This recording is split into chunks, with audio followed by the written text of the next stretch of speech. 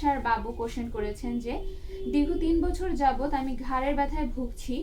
ঘাড়ের ব্যথাটা চরম আকারে হাতের দিকে নেমে এসেছে।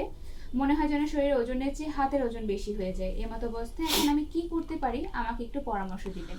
ধন্যবাদ আবুল বাশার বাবু সাহেব, আপনি অনেক কষ্টে আছেন, এই জন্য আমরাও খুবই কষ্ট পাচ্ছি। দুঃখিত আপনার জন্য, এত কষ্ট পাওয়ার জন্য। ঘাড়ের ব্যথা কেন হয় সেটা আমাদের জানতে হবে। যেটা আমরা বলছি, ঘাড়ের ব্যথার দুইটা মূল কারণ থাকে, একটা হচ্ছে মেকানিক্যাল নেক পেন, একটা প্যাথোলজিক্যাল নেক পেন। এখন আপনার কোন টাইপের পেইন আছে এটা জানার জন্য আমাদেরকে একটা এমআরআই করা খুব দরকার। ঘাড়ে যদি ডিসপ্রলাপস থাকে, সেখান থেকে আস্তে আস্তে স্পাইনাল কর্ডকে আঘাত করবে এবং হাত আস্তে আস্তে ভারী হয়ে যাবে এবং সারা শরীর ভারী হয়ে যেতে পারে, এমনকি 4 হাত পা প্যারালাইসিস পর্যন্ত হয়ে যেতে পারে। খুব ডেঞ্জারাস জায়গা, যেখানে স্পাইনাল কর্ডের মধ্যে টিউমার থাকতে পারে।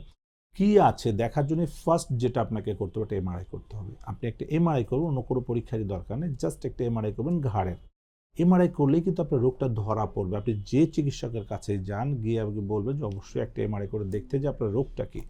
আমি বলবো যে আপনার স্পাইনাল কর্ডে প্রেশার আছে, সেটা ডিসপ্রলাপসের হোক, সেটা প্যাথোলজি কোনো টিউমারের হোক, অবশ্যই প্রেশার আছে, যে প্রেশারের কারণে আপনার এই ভারী ভারী ভাবটা আসছে। এবং যদি ডিসপ্রলাপস থাকে, অবশ্যই ফিজিওথেরাপির মাধ্যমে সম্পূর্ণ সুস্থ হয়ে যাবে। যদি কোনো প্যাথোলজি থাকে, সেক্ষেত্রেও কিন্তু প্যাথোলজি কারেকশনের সাথে সাথে আপনি ফিজিওথেরাপি করলে ইনশাআল্লাহ সুস্থ হয়ে যাবেন।